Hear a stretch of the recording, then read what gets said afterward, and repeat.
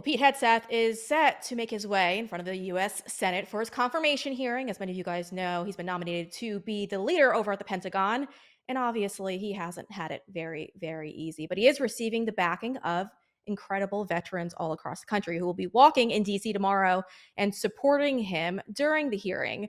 One of those great vets is Kaj Larson, and he joins us right now. He's a former U.S. Navy SEAL and head of military investing at Seabird. Kaj, I got to thank you for joining me today, and thank you for doing this because Pete Hegseth hasn't had it easy. They've since the moment he was announced as the nominee to lead the Pentagon has had it really, really rough. False accusations coming forward, and they tried to bash his character. So it's really important that he's getting the backing of incredible veterans like yourself. So why are you guys heading to DC tomorrow? And why do you think it's so important to back Pete Hegseth? Yeah, I think you nailed it.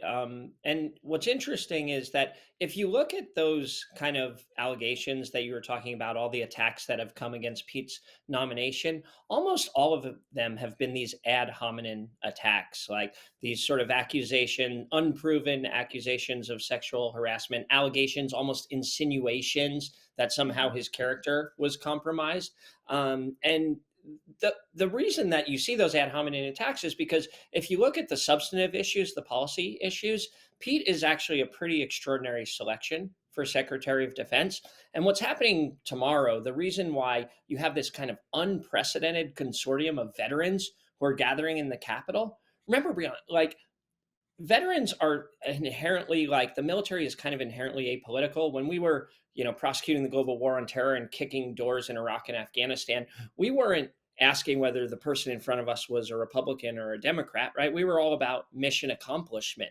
And the reason that you're seeing this groundswell of military folks, 100 SEALs and special operation veterans descending on the Capitol during a confirmation hearing, a Senate confirmation hearing to support Pete, is because we know how important the mission is, and we know how warfighting is transforming and how the culture of the military matters so much. And it's a tacit, not so tacit, it's an outright endorsement of the person who we want to lead the wars of the future. Yeah, and that's really important that you said that because sadly, under Joe Biden, our military has become so political, and it's led to a lot of people not wanting to enroll and to fight for this country if we need them to fight and defend this country. And so they're dealing with that. And I guess the way that the Joe Biden administration has kind of pushed back on all of it and tried to fight back with the low enrollment numbers is by, let's just say, not putting the best people out there and promoting those who maybe not be fit, they're not physically capable of taking on the positions that they're being given, but because they check off certain boxes, they're being promoted within. How do you feel? And how do you feel Pete's going to do on all of this? I think this is really important.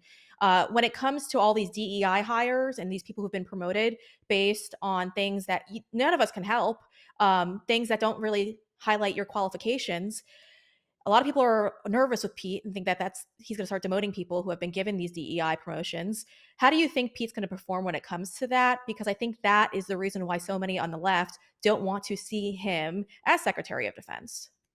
Well, look, they should be nervous, as are all people who are underqualified for a position that they're serving in. Because what Pete's emphasis is a front sight focus on returning to the mission of warfighting, to making sure that the only first principle that applies for the US military is that we're the most lethal fighting force in the world, right? And being laser focused on that is all that matters for Pete. Like the truth is, the military is extraordinarily diverse, right? Because of the socioeconomic backgrounds that the military tends to draw from. We have an incredibly diverse military, and we want an incredibly diverse military.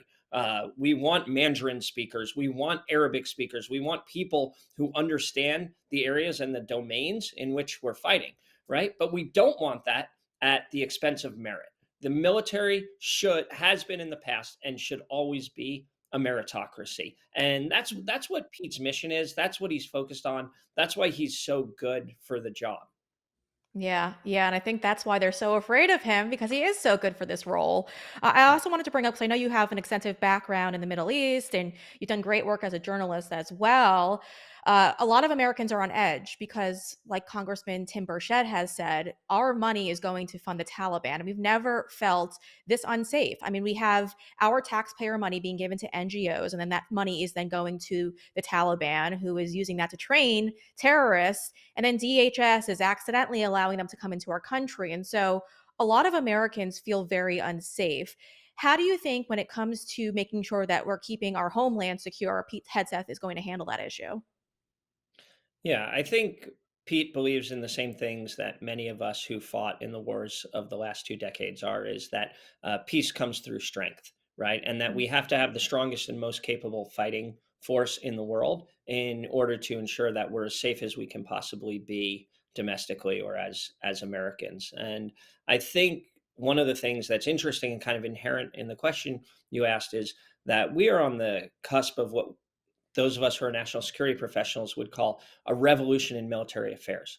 War is changing, and it's changing really, really rapidly, right? We saw this in Ukraine with the advent of drone warfare, which I remember the first drone that I flew in the SEAL teams, it like went straight up and crashed straight down. And now drones are a ubiquitous part of future wars, and robotic warfare and AI are coming online extraordinarily fast. So the rapid pace of technological change necessitates a military that is nimble, flexible, and does things differently. And we have to be well positioned to adapt to that change. I would make the argument that the status quo, the military and the Pentagon bureaucracy that we have built so far, even giving the admission that we're still the most lethal fighting force in the world, and 95% of military fighting men and women are extraordinary, right? We are not best positioned to take advantage of the wars of the future. We need somebody who is not inherently of the system, but who understands the system. And Pete understands the system at a warfighter level. And right now, the job of Secretary of Defense, one of the first principles, at the end of the day, what the job is to motivate people to go into harm's way, kill the enemy, and potentially be killed themselves. And that is a really hard thing to do. And I'd make the argument to you, my data point would be that there are hundreds of veterans, actual war fighters, special operations veterans, conventional side veterans, people who fought in those last two wars, who are gathering in Washington, D.C., where I'm sitting right now in an unprecedented way. If he can motivate those people to come out and support his nomination, he's going to be the person best position to address that recruiting crisis that you're talking about, to motivate the next generation of warriors to fight the wars of the future. Yeah, and I think it's all really, really important. And I was cringing just a couple of weeks ago when the Pentagon had to correct the number of U.S. service members who are stationed right now in Syria because they didn't realize it was over 2,000.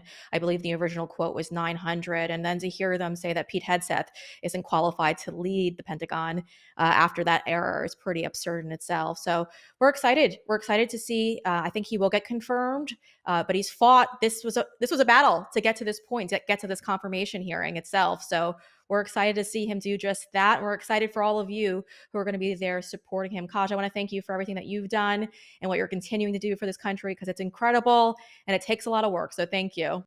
In case you didn't know, this show is available as a podcast as well. So make sure you head on over to Spotify, Apple, Amazon, whatever your favorite podcasting platform is, and give us a follow. We've got a ton of exclusive content coming your way. I'm heading to DC for the inauguration, so don't miss out on any of my coverage.